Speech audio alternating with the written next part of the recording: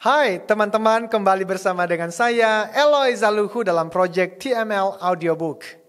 Mungkin ada yang bertanya, mengapa tanpa kenal lelah saya terus mengerjakan proyek TML ini? Well, karena saya lahir dan hidup untuk menolong individu menemukan tujuan hidup atau purpose dan potensi terbaiknya atau potential sehingga belajar dan berkarya dengan semangat penuh gairah atau passionate. Kemudian dilatih menjadi pemimpin terbaik di bidang masing-masing, leader, untuk hasil yang 10 kali lebih baik atau results demi kesejahteraan bersama. Better life for all. Saya sadar teman-teman, tidak semua orang tertarik dengan apa yang saya perjuangkan ini. And I am totally fine with that. Karena setiap orang dipanggil untuk melayani sekelompok orang, bukan semua orang. Dan kalau Anda sedang mendengarkan saya saat ini, mungkin Anda termasuk dalam 1% populasi Indonesia, Asia, dan dunia yang masuk dalam target kelompok orang untuk saya layanin. Sementara 99% yang lain, mungkin Tuhan tidak menciptakan saya untuk mereka. Minimal saat ini, entah esok. Karena ketika keyakinan dan impian mereka berubah, TML bisa menjadi prinsip hidup dan kepemimpinan yang mereka rangkul, bahkan ikut menyebarluaskannya seperti sudah terjadi kepada sebagian orang. But for now, untuk saat ini, saya bersama seluruh tim fokus untuk setia, memberikan yang terbaik, melayani sekelompok orang yang ingin mengintegrasikan pemahaman spiritual yang benar dengan ilmu motivasi, neuroscience, positive psychology, NLP, dengan prinsip serta praktik kepemimpinan terbaik dalam kehidupan sehari-hari, khususnya di dunia bisnis, dunia kerja, atau marketplace. Oke, melanjutkan bab sebelumnya, bab 4 ini saya beri judul Kehendak Bebas dan Dosa. Dengan subjudul, Dosa adalah masalah terbesar umat manusia. Teman-teman, seorang lelaki menderita batuk berkepanjangan. Tiap malam ia terjaga karena batuk yang mendera. Tiap bicara, ia hanya bisa melakukannya tidak lebih dari 1 atau 2 menit, batuknya tak kenal berhenti. Sampai akhirnya ia memutuskan pergi ke dokter. Sang dokter melakukan pemeriksaan. Hasilnya, lelaki itu menderita kanker paru-paru. Namun, dokter itu tidak kuasa memberitahukan kepada lelaki itu tentang kanker yang sedang dideritanya. Ia memilih memberi resep beberapa obat batuk berdosis tinggi dan mengatakan kepada si pasien bahwa ia pasti akan sembuh dengan cepat. Lelaki itu gembira mendengar hasil pemeriksaannya dan tentu saja lelaki itu tidur nyenyak malam itu. Padahal kanker menggerogoti tubuhnya perlahan.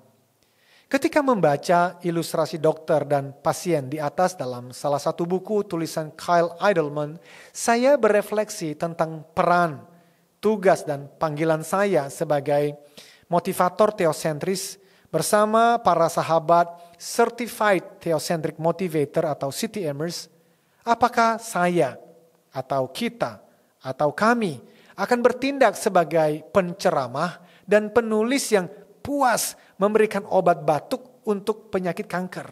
Ataukah saya, kita, kami mau belajar lebih lagi dengan penuh kasih dan kerendahan hati, minimal hadir untuk memberikan referensi alternatif kepada masyarakat bahwa masalah terbesar umat manusia adalah dosa dan solusinya hanya ada satu, yaitu kasih tanpa syarat.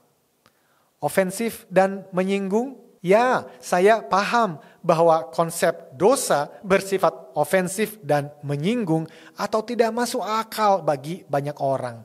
Ini terjadi minimal karena 2 alasan. Pertama, pikiran kita terlalu lama dipengaruhi oleh referensi yang kita terima melalui film, musik, ceramah, dan berbagai bacaan yang fokusnya pada kehebatan dan kebahagiaan manusia. Maka semua konsep lain yang dirasa berpotensi melemahkan kehebatan atau mengurangi kebahagiaan manusia langsung ditolak dan dibuang, termasuk istilah dosa. Kedua, karena banyak orang yang tidak memahami definisi dosa secara utuh. Mengapa tidak memahami? Karena tidak tertarik untuk sungguh-sungguh mau mempelajarinya. Mengapa? Mungkin karena malas. Mereka sekedar menerima referensi tertentu tanpa kemauan untuk mencari tahu kebenarannya. Bisa juga karena bagi sebagian besar orang, topik seperti ini tidak menarik dan tidak relevan dengan perjuangan hidup sehari-hari, yaitu meraih kesuksesan dan kebahagiaan. Bahkan mungkin ada sebagian orang yang sengaja menjauhi topik ini karena tidak mau merasa terintimidasi. Pikir mereka, siapa yang mau hidup dalam perasaan bersalah? Dan pengertian mereka tentang kebahagiaan adalah menghindari kosakata dosa karena kata itu membuat manusia terkekang dan merasa terbatasi kebebasannya. Betapa pengertian apa itu dosa, apa itu sukses, apa itu bahagia, apa itu bebas, semuanya menjadi relatif karena dipengaruhi oleh arus filsafat postmodernisme atau relativisme. Sayangnya, sebagian besar orang tidak tahu dan tidak mau tahu tentang istilah itu, sehingga mereka betul-betul hidup dalam ketidaksadaran. Teman-teman, untuk memahami dosa, ada 5 pertanyaan yang perlu terlebih dahulu dijawab. Pertama, apa itu dosa? Kedua, dari mana asal dosa? Ketiga, ada berapa macam dosa? Keempat, apa akibat dosa? Dan kelima, bagaimana solusi dosa? Umumnya, ketika mendengar atau menyebut kata dosa, yang muncul dalam benak seseorang adalah perilaku melawan hukum Tuhan dan hukum negara. Misalnya, berbohong, mencuri, berzina. Sudah menjadi natur manusiawi bahwa manusia tidak mau dikatakan berdosa. Jangankan tidak merasa melakukan suatu kebohongan.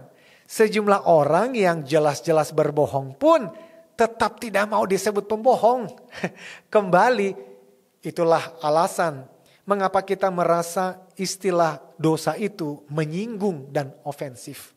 Apalagi di tengah-tengah budaya postmodernisme atau relativisme di mana tidak ada hal yang absolut, semua relatif. Artinya, tidak ada dasar bagi siapapun untuk mengatakan bahwa saya bersalah. Bisa jadi hal inilah yang membuat kata dosa itu menjadi sangat tidak populer, ofensif dan menyinggung. Kita lebih senang mendengar kata-kata yang kita anggap lebih membangun jiwa kita. Misalnya, kamu hebat, kamu bisa, kamu sukses, kamu kaya, kamu nomor 1. Sekali lagi teman-teman, apakah saya atau kita memilih untuk memberikan obat batuk bagi penyakit kanker? Tentu tidak. Karena itu mohon tetaplah bersama saya dalam pembahasan ini. Nanti di akhir baru pertimbangkan bagaimana respons Anda. Saya yakin jika Anda memahami dosa dari cara pandang yang saya bagikan ini, Anda tidak lagi memandang dosa sebagai pengekang kebebasan, tetapi sebagai rahasia untuk memperoleh kemerdekaan sejati. Kita lanjutkan di subjudul berikutnya, pengertian dosa.